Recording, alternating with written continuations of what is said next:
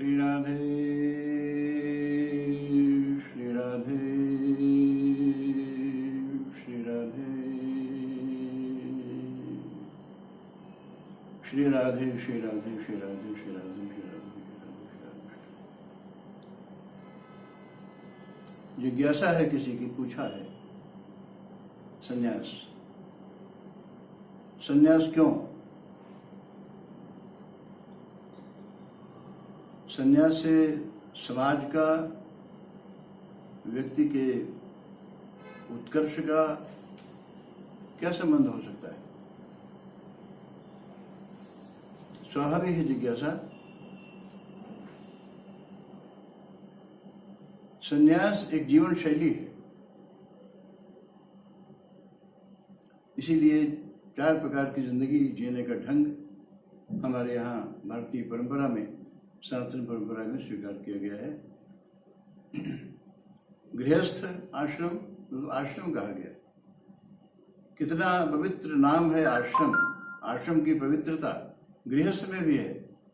सबसे पहले ब्रह्मचर्य आश्रम आता है साधना की दृष्टि से, फिर गृहस्थ आश्रम आता है जीवन में स्थायित्व प्राप्त करने की दृष्टि से, फिर वानप्रस्थ आता है साधना का प्रारंभ, और संन्यास में साधना की गहन तल पर हमारा प्रवेश हो जाए। तो ये संन्यास एक जीवन दर्शन। संन्यास कोई वस्त्र नहीं है, गिरुआ वस्त्र नहीं है, गैरिक वस्त्र नहीं है। वस्त्र तो टेलर की दुकान पर जैसे सिल दिया जाए वैसा बन जाता है। वस्त्र का संबंध संन्यास से नहीं है, गैरिक वस्त्र से संन्यास का संबंध नहीं है। संन्यास माने सम्यक न्यास।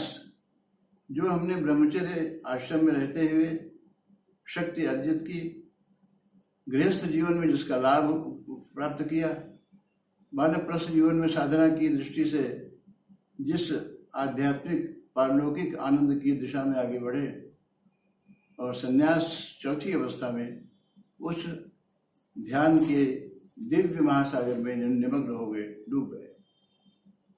तो संन्यास एक जीवन शैली। संन्यास क्यों? कोई आवश्यकता संन्यास की नहीं है। संन्यास की गहराई में उतर कर जब बात करें और विचार करें तो भगवान कृष्ण ने अर्जुन को श्रीमद् भगवद गीता में कहा, ज्ञेयः स नित्य सन्यासी।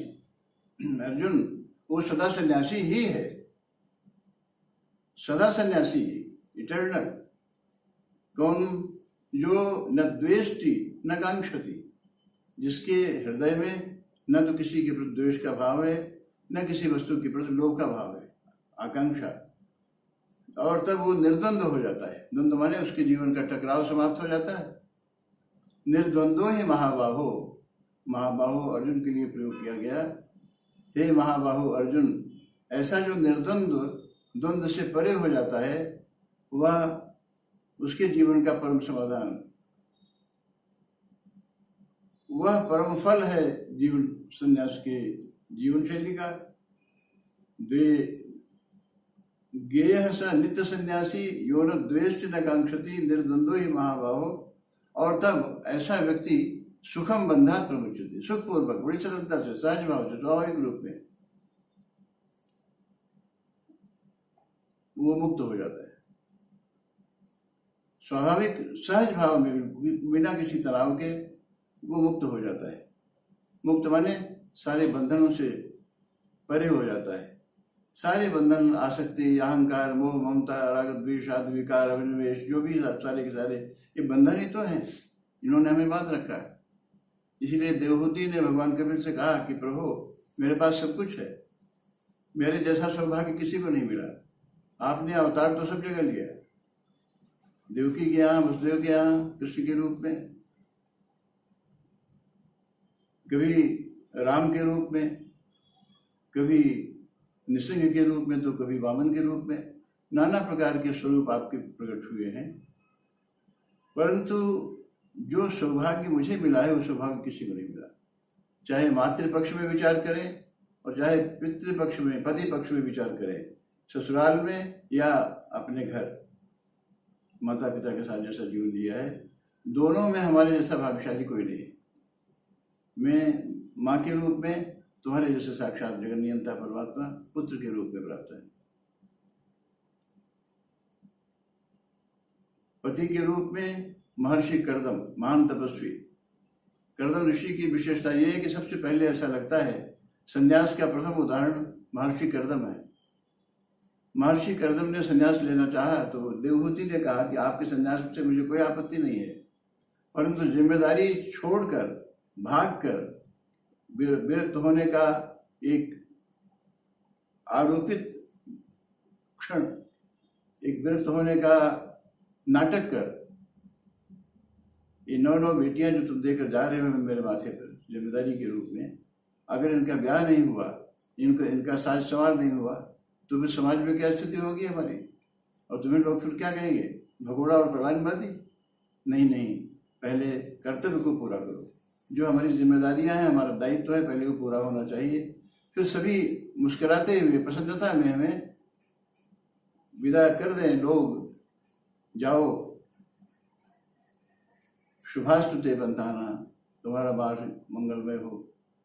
सारे लोगों को पसंद करो, किसी को दिल दुखाकर नहीं, तकलीफ देकर नहीं, जबरदस्ती करके नहीं, सहज भाव से, सरल भाव से। तो ऐसा जो व्यक्ति है द्वंद्व से निर्मुक्त हो जाता है, द्वंद्व से पृथक हो जाता है, द्वंद्व से परे हो जाता है। तो देवहूति कहती है कि प्रभु इतना सौभाग्य प्राप्त करने के बाद भी मेरे जीवन में शांति नहीं है, शांति की समस्या भी बनी हुई है। ये जो इंद्रियां हैं हमारी,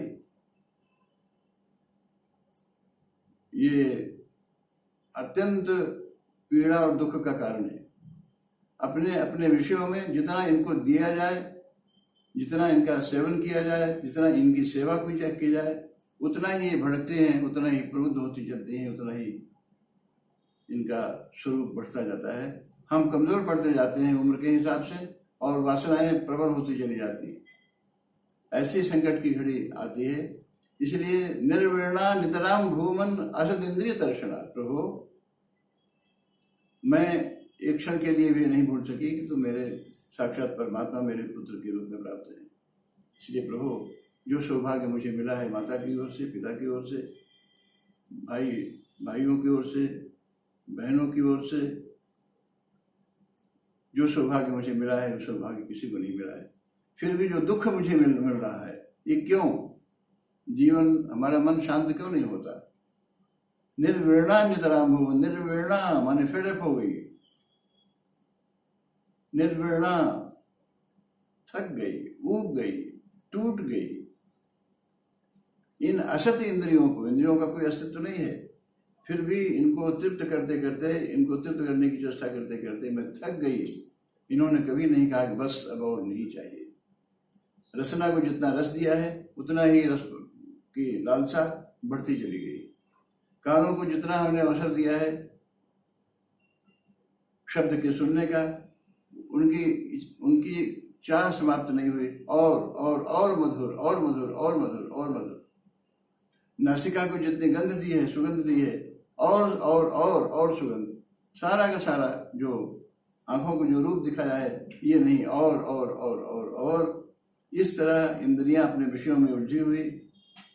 और मेरे जीवन के सबसे बड़े दुर्भाग्य का क्षण है ये, साक्षात परमात्मा की माँ होने का सौभाग्य प्राप्त करने के बाद भी मेरे मन को शांति प्राप्त नहीं हुई।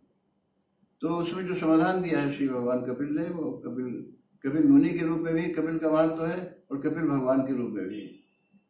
कपिल मुनि के रूप में है और कपिल साक्षात भगवान के रूप में। 2 तरह के जीवन दर्शन अगर कहीं मिलता है तो महर्षि कपिल के चरित्र में आता है। महर्षि कहें उनको, मुनि कहें, कपिल मुनि कहें, दूसरी ओर भगवान कपिल कहें, अवतार हुआ है। तो यह संन्यास द्वंद्वातीत, ये जो द्वंद्व है, टकराव है हमारे अंदर, राग द्वेष का, खोने पाने का, शीत उष्ण का, ये जो द्वंद्व है, ये द्वंद्व ही दुख का कारण है। संन्यास लेने के पहले हमें इस द्वंद्व से मुक्त होने की चेष्टा करना चाहिए। तुलसीदास जी ने बहुत अच्छी बात कही, जब जनकपुर धाम में धनुष तोड़ने के लिए राजा लोग आए, राजाओं ने तोड़ना चाहा, नहीं तोड़ सके, तो तुलसीदास जी के रिमार्क है कि राजाओं की क्या दशा हुई, ऐसी हास्यास्पद दशा हुई, जैसे बिनु विराग सन्यासी। उनकी दशा कैसी हो गई? जैसे बिना वैराग के सन्यास। संन्यास में वैराग्य होना अपेक्षित है। वैराग्य ऐसा नहीं जो बाहर से घर छोड़ दिया, मकान छोड़ दिया, बैंक बैलेंस छोड़ दिया, बच्चों को सुख दे दिया, चले आए। ये बाहर से नहीं, अंदर से छूटना चाहिए। और अंदर से अगर छूट गया है, अंदर से अगर हम अनासक्त हो गए हैं, अंदर से अगर वैराग्य जागा है, तो बाहर भले ही हम गृहस्थ जीवन में रहें, पत्नी के पास रहें, पुत्रों के बीच में रहें, दुकान मकान में रहें, कृषि खेत में रहें, जो भी जिम्मेदारियां उनका निर्वाह करें, जी भर का निर्वाह करें, कोई आपत्ति की बात नहीं है। परंतु यह सब बाहर से होना चाहिए, बहिरंग इनका अंदर नहीं जाना चाहिए। आसक्ति अंदर है, अटैचमेंट हमारा अंदर है, सारी कठिनाइयां अंदर हो रही हैं, अंदर। इसलिए सच्चा संन्यास तब होगा जब अंदर से निष्काम होंगे, अंदर से कामना निकल आएगी, अंदर से क्रोध निकल बाहर आ जाएगा, अंदर का राग द्वेष बाहर आ जाएगा, सारे विकार विकृति बाहर आ जाएंगे, अंदर निर्मल हो जाएगा। तो जैसे भगवान का मंदिर हम स्वच्छ और साफ रखते हैं और भगवान को विराजमान करते हैं मंदिर में, उसी तरह से हमारे हृदय मंदिर में हमारे प्रियतम प्रभु श्री भगवान विराजमान होंगे। परंतु उसके लिए अनासक्त होना आवश्यक है। गेरुआ पहनना आवश्यक नहीं है। गेरुआ तो इसलिए, गेरुआ का महत्व क्या, गेरुआ पहनना क्यों है? केवल एक सावधान करने के लिए। अरे गेरुआ पहनकर ये अपराध कर रहे हो, गेरुआ पहनकर ऐसा कर रहे हो। जैसे कोई प्रहरी, जैसे कोई चौकीदार, जैसे कोई वॉचमैन द्वार पर खड़ा हुआ, आने वाले पूछता है, टोकता है, ऐसा ऐसा क्यों, ऐसा नहीं होगा, ऐसा नहीं होगा, ऐसा नहीं होगा। ठीक इसी तरह ये गेरुआ वस्त्र रोकता है हमें। अरे भाई गेरुआ पहन कर ऐसा कर रहे हो। जो कोई चीज किसी की पड़ी हुई है, लालच लग रही है कि समेट लो, संभाल लो, रख लूँ अपने पास, या कोई चीज समझ में आई चोरी करने से इसको चुरा लूँ, और तो गेरुआ जो पहने बैठे हैं, अरे गेरुआ पहन कर ऐसा सोच रहे हो, गेरुआ पहन कर सोच रहे हो। एक अनुशासित जीवन जीने का जो संदेश है वो संन्यास दे रहा है। संन्यास माने सम्यक न्यास, सम्यक माने ठीक तरह से, न्यास माने रख दिया। ये घर तुम संभालो, ये तुम संभालो, ये तुम संभालो, ये तुम संभालो। क्रोध में नहीं, आवेश में नहीं, टकराव में नहीं, झल्लाए हुए नहीं, प्रसन्न चित्त से अपने जीवन का संपूर्ण जो राग है, राग और द्वेष दोनों से मुक्त हो जाना, ये नित्य सन्यासी। भगवान कृष्ण कहते हैं ऐसा व्यक्ति नित्य सन्यासी है। सन्यास तो होता ही है, परंतु ऐसा व्यक्ति सदा सन्यासी है, वस्त्रों से नहीं, बाहर के आडंबर से नहीं, अंदर की जो मनस्थिति है, अंदर का जो आंतरिक निर्माण हुआ है अंतःकरण के माध्यम से, ऐसा जो दिव्य धाम बनता है, वो सन्यास का परम लक्ष्य है, उसे पाना। इसलिए हम कहते हैं सन्यास एक जीवन दर्शन है। दूसरा अनिवार्य नहीं है सन्यास। क्यों सन्यास किया, सन्यासी बने? हाँ, अगर अंदर आसक्ति समाप्त हो गई है तो सफेद कपड़ों में सन्यासी है। अंदर आसक्ति बनी हुई है तो गेरुआ पहने हुए भी हम गृहस्थ हैं, छल कपट से पूर्ण गृहस्थ जीवन जी रहे हैं। क्योंकि बाहर से सारा प्रदर्शन है गेरुआ का, नाना प्रकार की पहचान, तिलक और चोटी का, जो भी सारा का सारा है, बाहर दिखावा है, प्रदर्शन है, वो सारा हमारे जीवन के लिए अनर्थकर है। इसलिए संन्यास जयंती ऐसा मानते हैं, ऐसा होना चाहिए कि व्यक्ति जो सन्यासी हो गया है उसका जन्मदिन नहीं मनाया जाता, नहीं मनाना चाहिए। क्यों? इसलिए कि उसका श्राद्ध और तर्पण ये सब संन्यास लेते समय हो चुका है। जिसका श्राद्ध हो चुका है उसे अपने जीवन उस अतीत में नहीं जाना चाहिए। इसलिए ऐसे व्यक्ति का जन्म कब होता है? जब वो संन्यास लेता है। इसे संन्यास जयंती मनाना तो उचित है, परंतु जन्म के लिए कोई उत्सव करना वो सर्वथा अशास्त्रीय है, अनुचित है। फिर भी लोग करते हैं व्यवहार में। भक्त लोग कहते हैं भाई हम तो करेंगे, हम तो करेंगे, तो ठीक है करते रहो, परंतु यह जानते हुए कि यह अनर्थकर है, यह अप्रासंगिक और मौलिक परंपरा के विरुद्ध और अवैज्ञानिक, ये सारे शब्द सोच करके बोल रहे हैं। ये इसलिए सन्यासी की संन्यास जयंती ही हो सकती है। और ये संयोग की बात है कि आज गंगा दशहरा है आज के दिन ही मैंने पहले संन्यास लिया था, कोई 8-9 वर्ष 12 वर्ष हो गए होंगे। और इसलिए संन्यास जयंती का कोई कार्यक्रम नहीं है, केवल संन्यास जयंती पर एक संदेश दे रहे हैं समाज के लिए कि संन्यास भी एक जीवन दर्शन है। जैसे हम ब्रह्मचर्य आश्रम में जीवन जीते हैं, जैसे हम गृहस्थ आश्रम में जीते हैं, जैसे वानप्रस्थी जीवन हमारा चलता है, ऐसे ही चौथी अवस्था संन्यास की है। क्रमशः स्टेप बाय स्टेप जब चलेंगे तो हम पहुंच सकेंगे। और अगर ऐसे ही जंप कर दिया, सीधे ब्रह्मचारी आश्रम से हम सीधे सन्यासी बन गए, तो सफलता मिल भी सकती है और हम असफल भी हो सकते हैं। इसलिए हमारा मन पूरी तरह तृप्त होना चाहिए। गृहस्थ जीवन से ब्रह्मचर्य आश्रम में शक्ति का अर्जन किया, गृहस्थ आश्रम में शक्ति का उपयोग किया, वानप्रस्थ आश्रम में अंतर्मुख साधना प्रारंभ हो गई, संन्यास आश्रम में जाते जाते डूब गए।